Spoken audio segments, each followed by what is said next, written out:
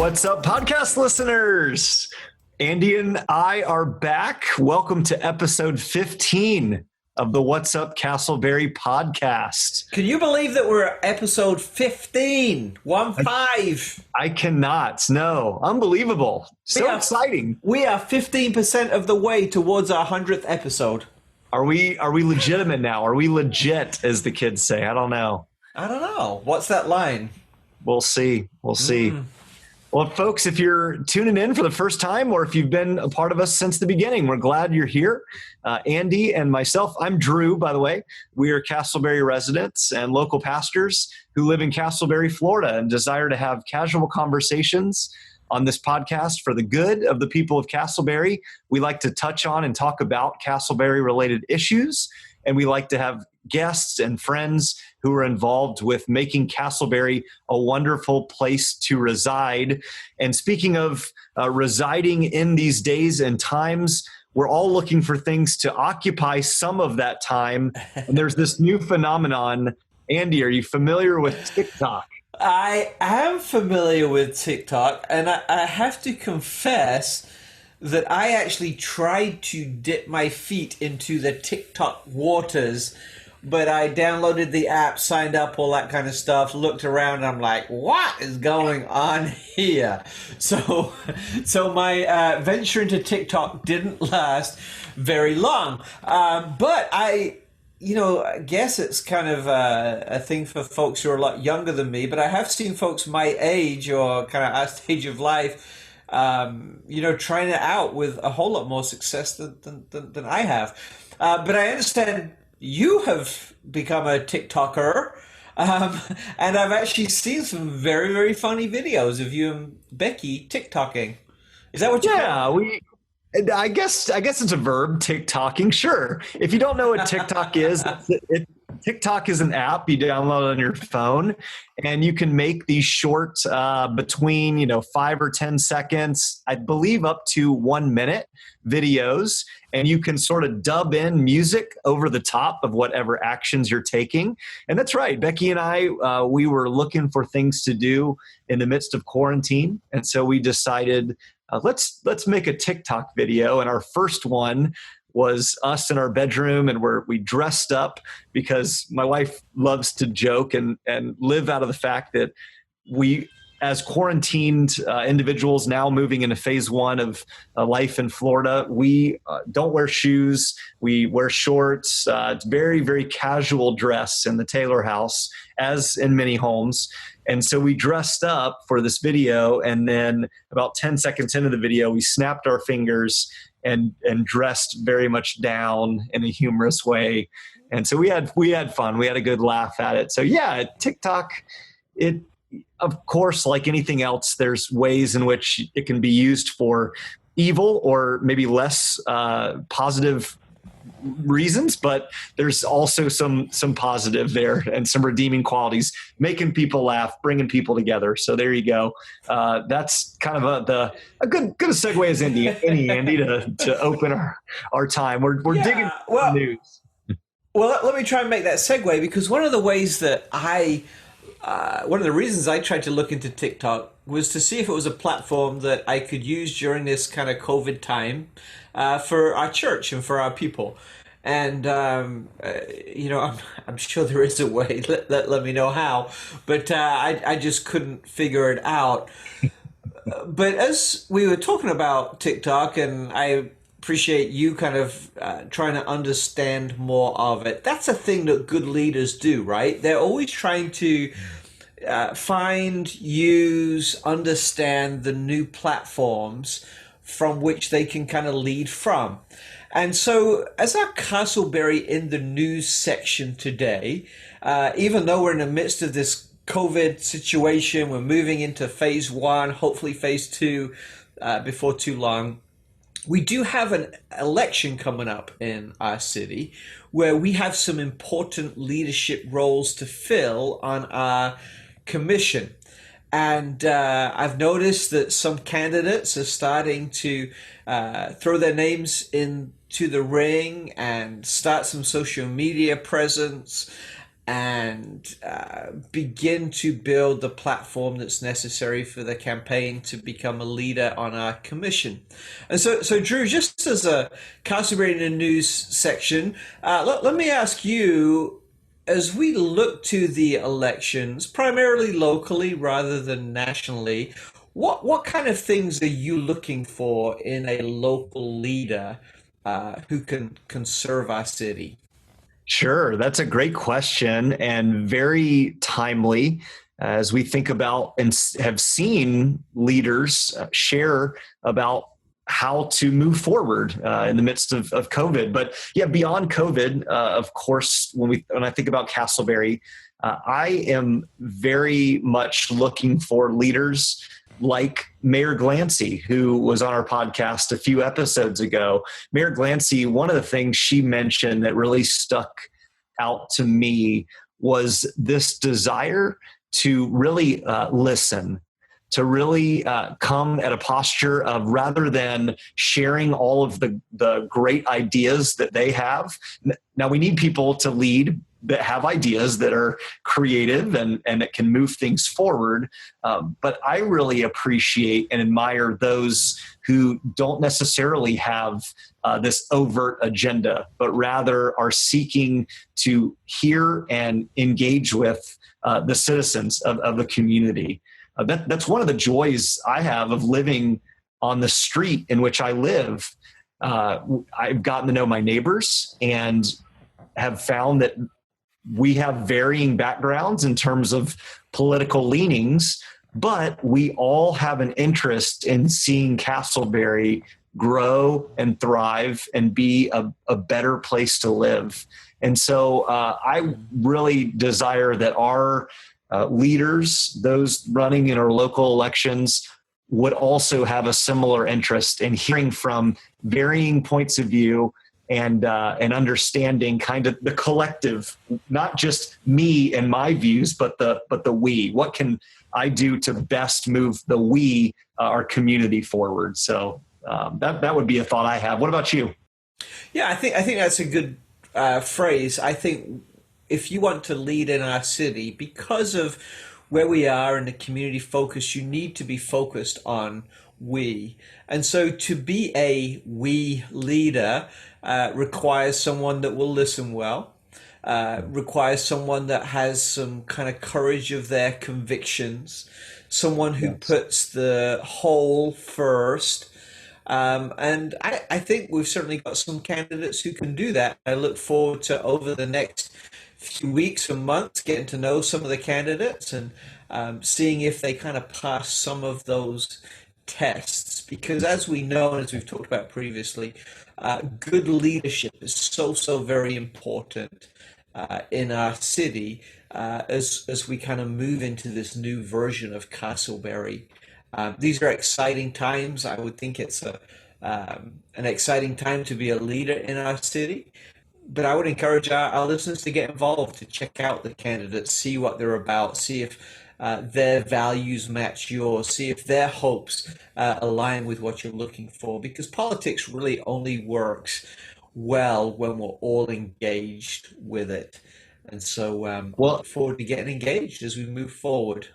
And to peek behind the curtain a little bit, Andy, when we talk about the we, one way in which to determine are people potential leaders listening is how are they engaged in the city, right? What is being done? How are the potential candidates engaging with and talking with those in our community?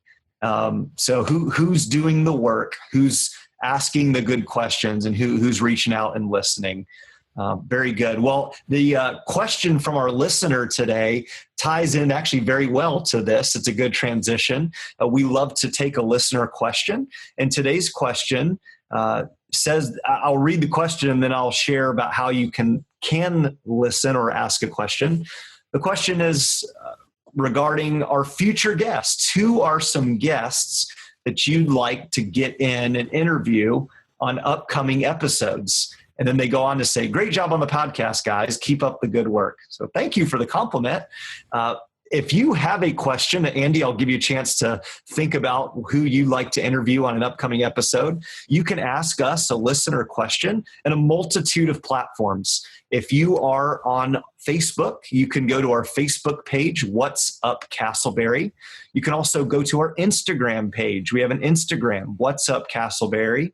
You can email us. Our email address is whatsupcastleberry, and then the number 1 at gmail.com. Or if you listen on the podcast feed on your smartphone or device, you can leave a question or comment in the review section of the feed. So lots of ways to engage with us. Andy, who's a guest or maybe multiple guests you'd like to see us interview on upcoming episodes? We've had some great ones to this point.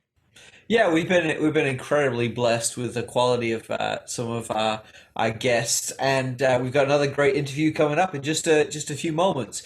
I'm very interested in this leadership transition that's going to happen in our city. We have 2 seats that are up for election.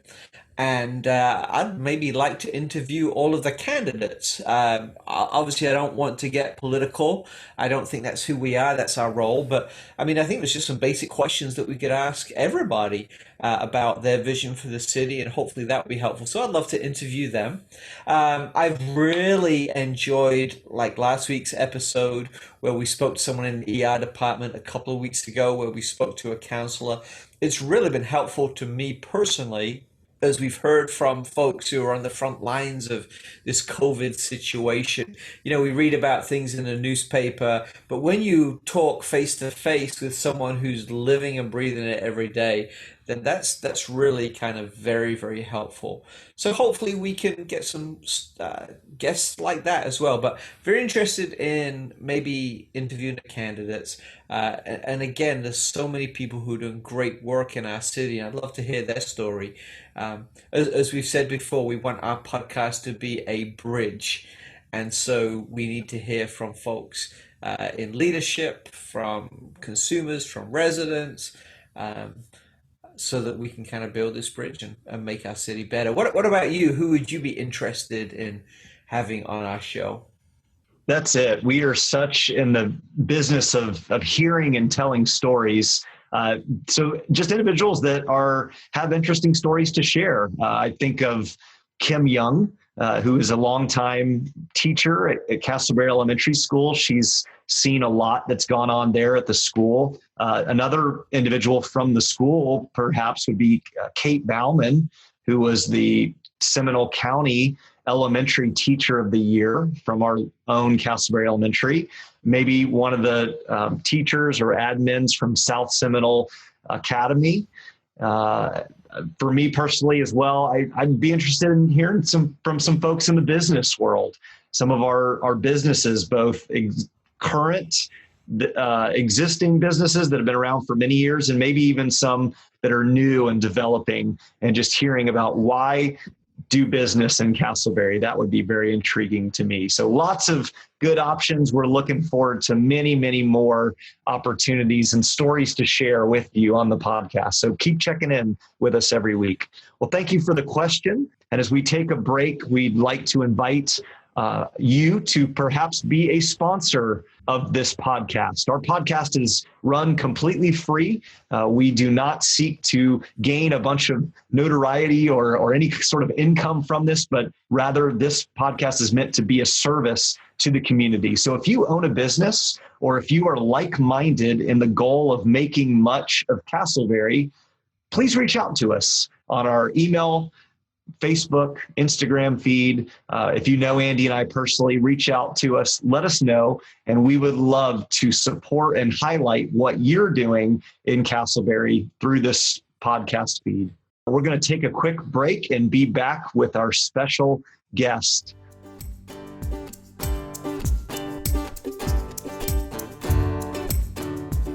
Welcome back, listeners. I am so excited about our guest today. And I say this in all honesty, our guest today is one of my favorite people in the planet. I love Shane's heart. I love the way he connects with people. I love how he puts other people's first. And I love just the clarity that he brings to so many conversations and so many partnerships that we're a part of. Shane Kohout is the student minister at Metro Life Church on Winter Park Drive and Redbug. He's been there for a few years. Shane and I recently discovered that we have some kind of heritage in common because of the folks who have mentored us through the years, in George and Carol Anderson in Bowie. And actually, Shane, this has got nothing to do with the interview, but it was Tracy and my wedding anniversary last week. And our kids surprised us with some little videos from friends who've influenced our life. And there was one from George and Carol there. And even in their 80s and 90s or however old they are, they were dispensing marriage advice to us. And just blessed by that and just grateful for that connection that we share. So I've kind of introduced our relationship, but let me hand over to you, and maybe you can tell our listeners a little bit about yourself, your family, your role at Metro Life, and honestly, just anything you want about yourself. I'd love to. Thanks, man. Thanks for having me. Thanks for the nice words. So first and foremost, most important thing about me is I'm married to the most wonderful woman in the entire world, Arden, and we've been married for 6 years in May, at the end of May. It's just been amazing. We have 2 kids. One is 4 years old. Her name's Margot. She's about to turn 5. And so it's been kind of a weird season to be stuck at home and her pulled from school, but we're just enjoying it and spending a lot of time together. And then our newest addition to our family is Eloise, and she's 7 months old. And so that's my family. I grew up in Maryland, like you said, in a place called Bowie, and then moved to Florida, I would say, I think 6 years, maybe 5 years ago. And then I've been on staff here at Metro Life Church for about 3 years now. It's just the basics about me. That's great, Shane. I know you, your title is student minister as I went on your church website, but there's much more to you. You are very involved in the community and many facets of worship and just the life of not only Metro Life, but the larger Castleberry community. And that's how you and I met. We met through the churches coming together and putting on the inaugural Funtoberfest event at Secret Lake Park, which was a blast, doing that for the community and just coming together and serving the community.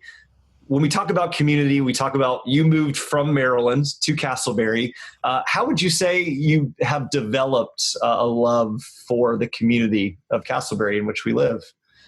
Yeah, I think there's 2 things. One is kind of foundational to who I am and why I love people. And then the other is something practical that I intentionally started doing a few years ago that I think have helped in loving community. So I'll start with foundational. Foundational for me is my faith in Christ and the gospel that I believe and hold fast to. By far, that's the biggest difference in my life. I actually was raised in the church, but didn't believe in Jesus myself until about the age of 18, when I was encountered by a group of people who loved me and they reached out to me and they expressed this love to me. And it made the message that they proclaimed believable to me. And it was this realization that I was raised in the church, and I would have said I was a Christian. But I came to realization that time in my life that they had something that I didn't have when they said they were a Christian.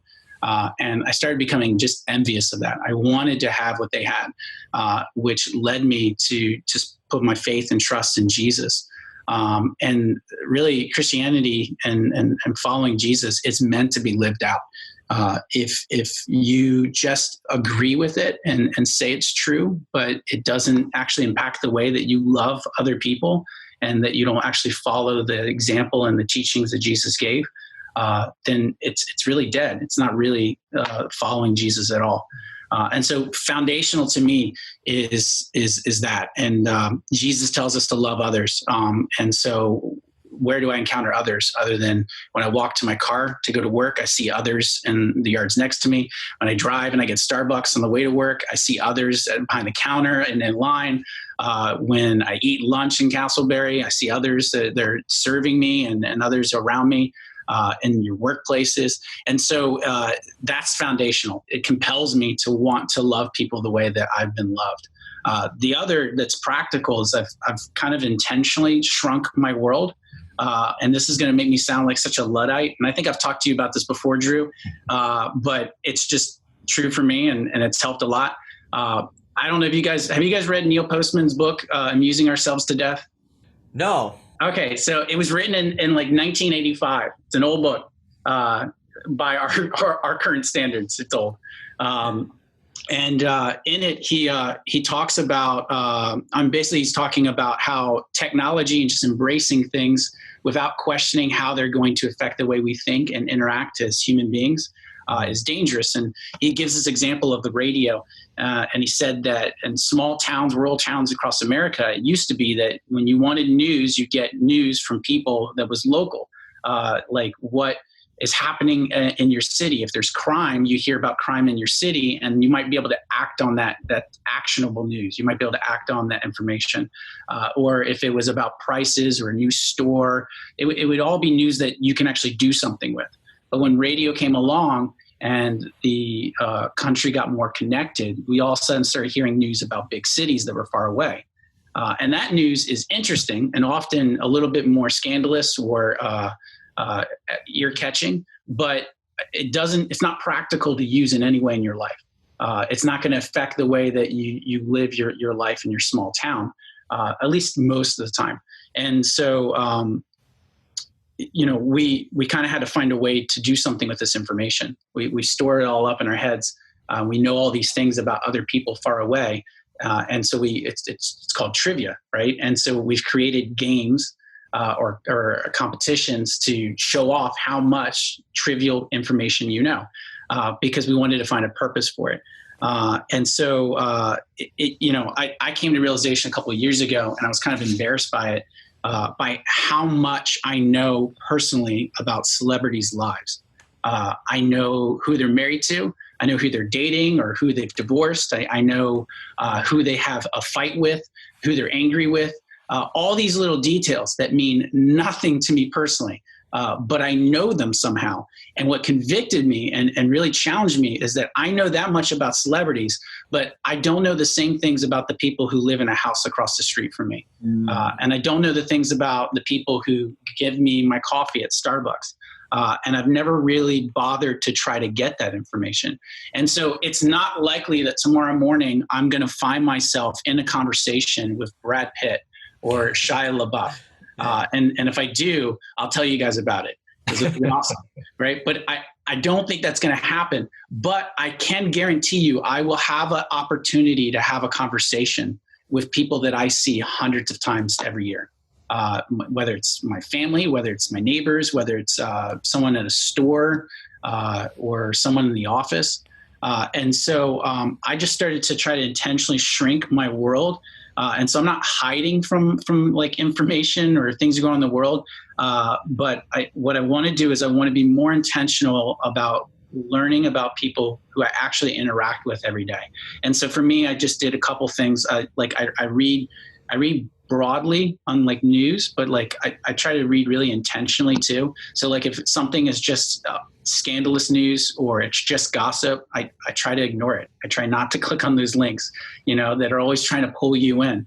But I try to read news that actually might have something in it that I should think about or know.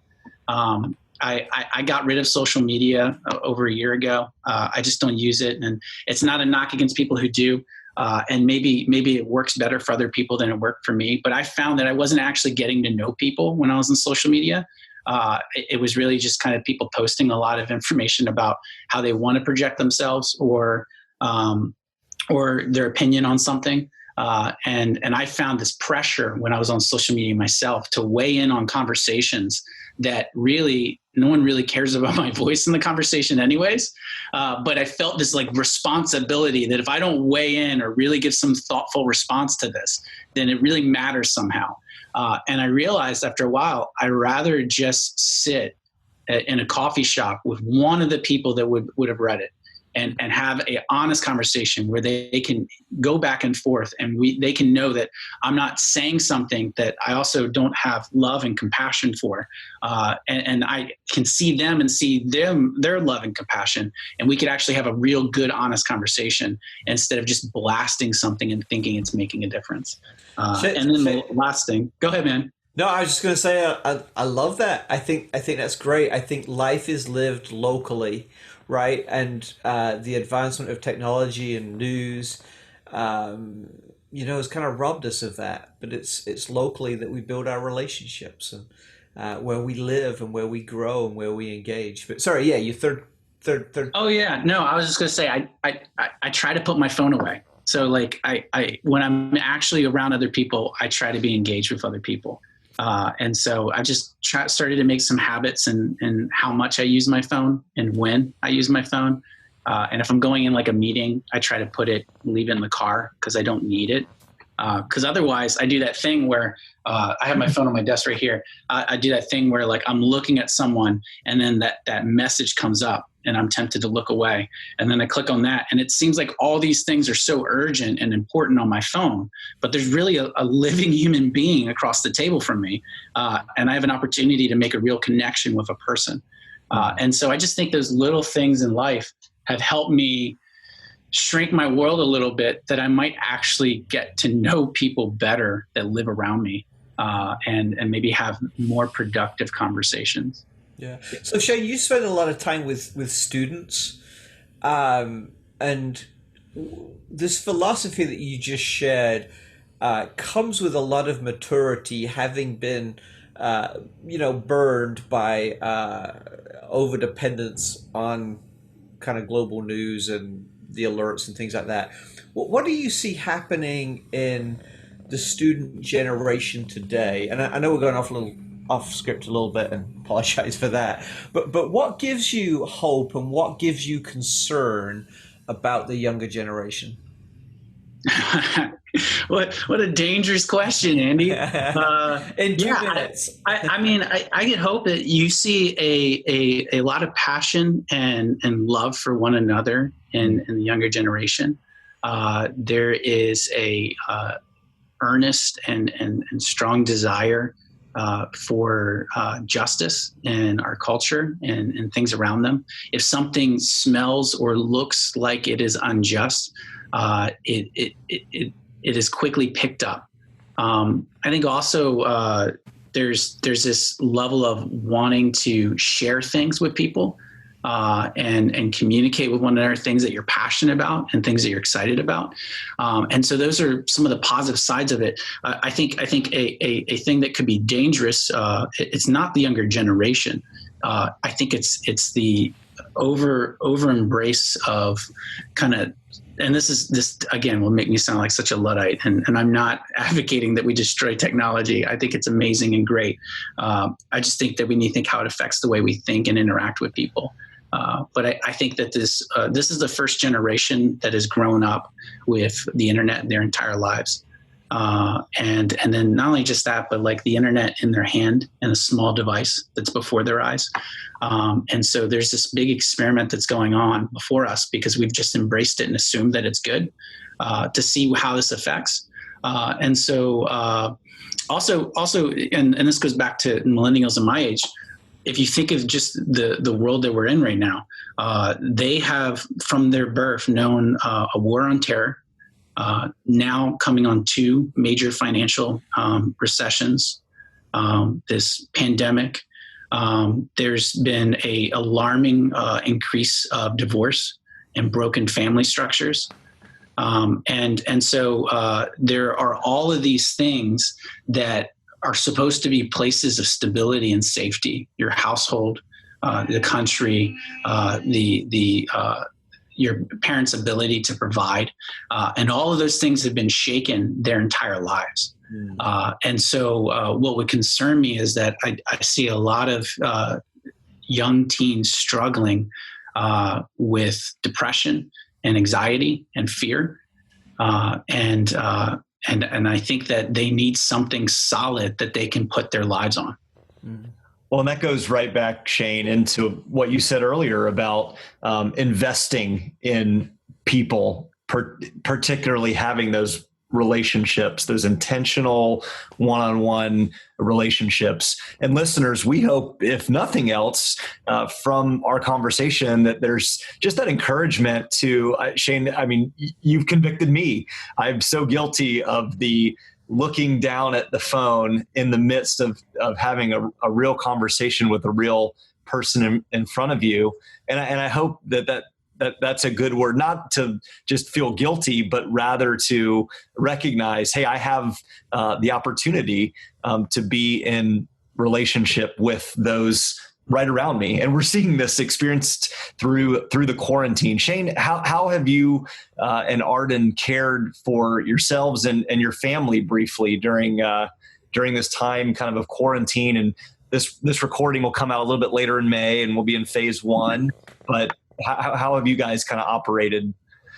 Yeah, that's a great question, man. I think that we just as people, we need rhythms in our lives. And there's this, kind of a set schedule that we'd all been comfortable with. And one thing this whole pandemic thing has done is it's shaken our daily routines. And it's obliterated our patterns and the rhythms that we had. And so I think I'm going to borrow and steal this from a Christian thinker that I really like, James K. Smith. Have you guys heard of him? I just keep name dropping people and wonder if you guys know him or not. I have heard of him, but I'm not. Yeah. Okay. So he has a great book, You Are What You Love. He argues that as human beings, we're defined primarily by what we love. And he says what we love is what we worship. And so he kind of works out that these rhythms, these daily rituals or weekly or monthly rituals, the things that are kind of built into your life, whether we realize it or not, these rituals are shaping our affections and what we love. And so what you have in place in your life is driving you towards loving something. And so in church, we often think of things like, when we're thinking privately, we think of like reading your Bible, devotions, or church culture, we'll call it like a quiet time. Or whether you're in service and you guys share the Lord's Supper and it's communion. These are daily things that are a part of your life that shape your affections. But those ones shape your affections when in Christian faith towards God and towards other people. But in the church, we less often think about rituals being things like checking your Facebook feed when you wake up in the morning, the very first thing when you wake up with your phone, whether you read your news and there's just outlets that you like or you trust and you're reading through them, shopping at the same stores. I noticed a long time ago, and it seems embarrassing, but like if I felt bored, I'd want to go to Target and spend some money. Right. And like there was this built-in thing of like, oh, boredom. I know my ritual. I'm going to go walk around Target and I'll just buy something small because it'll make me feel good for a moment. And it'll give me something to do. So with COVID-19, a lot of those rituals have been kind of stripped away, and that's jarring and it's upsetting and it's painful. And I experienced this in our life. And I know my wife has. And my daughter has. She's only 4, but she knows that her ritual of going to school and being with her friends is just gone. And so what we've been trying to do is kind of create new rituals in our household that are ones that draw us and our affections towards God and towards one another. And so they're just, so to make it sound, so that sounds so spiritual, let me bring it down to like really practical. Like what I'm talking about is like tonight is a Thursday. Today's a Thursday. So I know right now tonight is family movie night. I'm going to watch a movie with my daughter and my wife right after dinner. And she'll get to stay up a little bit later than usual. And she knows tonight is family movie night. And it's important that we keep that in the calendar. And we keep that something that we look forward to as a family, because it gives her a signpost, because these days are blurring together. It gives her a signpost of, this is this day in the week. And this is my family. This is stable. I was talking earlier that we need something solid to land on. This is something that is there, this is not going to change. And then for us, another one that we've done personally, that's a little bit more spiritual in terms of, I think that's spiritual too. Just loving your family and leading them and having fun. That's, I think, matters. But before all this happened, I got convicted and my wife got convicted that we don't practice Sabbath, which for those who just don't know what that means, in our faith, on the seventh day, the Lord rested after making creation. And he said, that's a pattern for you. And so we're supposed to rest on the seventh day. And, different groups rest on different days. But I just realized that on Sundays, I would go to church and I would enjoy that. But then there was no intentionality for the rest of the day that made it any different than any other day. Except for maybe I'll eat a little food at lunch and then take a nap. Right? This is the after church nap. But yeah, so we just started kind of actually doing something to set that day apart, and then teaching my daughter that that's a day where it's different than every other day of the week. Yeah. I don't do work things or things that I don't enjoy doing. And we do things that bring us joy. And we do things that we love, and then we trace it back to God as a gift from him, and we thank him together as a family at dinner. Mm-hmm. And so we try to intentionally do things together as a family that are things that we love doing. And so, we just been practicing a more intentional Sabbath. Yeah. Shane, I love that. You've invited us today to drink from a deeper well.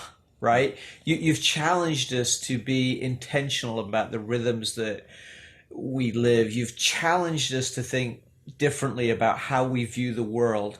And I think we're in this pivotal point right now that COVID-19 has given us, where we're saying, hey, there was a lot from the old life that maybe we don't want to bring with us into the new life. Mm-hmm. And I think your conversation has really been helpful through this transitional point. Sadly, we do have to wrap up. Maybe you could share with folks how they can get in touch with you, and we'll certainly share how they can get in touch with us, because we'd love to keep this dialogue going and support people through this transition, looking at this deeper well. So how can folks get in touch with you as we continue this conversation? My email is and that's my last name. So it's SKOHOUT @metrolife.org. Wonderful. Shane, thank you for your insight. Thank you for all that you do around our community to love people deeply and love people locally. Thank you, Andy. Thank you, Drew. I love you guys.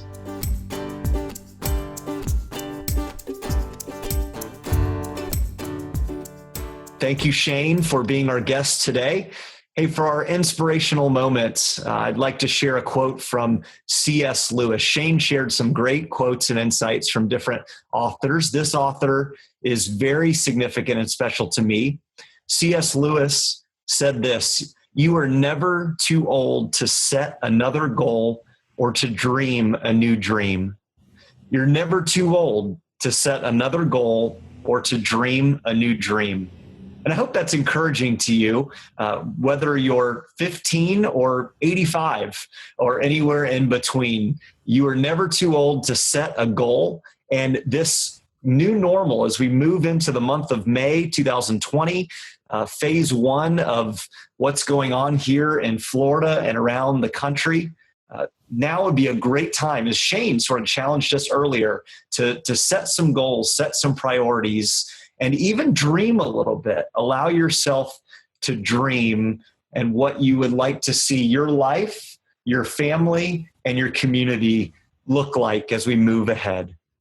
Thank you, Drew. I will say, though, I'm feeling too old to dream the TikTok dream that we talked about at the top of the show. I think my days of TikTok that has definitely died. Yeah, but thank you for that word of encouragement. Thank you for Shane for being our guest. Thank you to Robin for being our producer.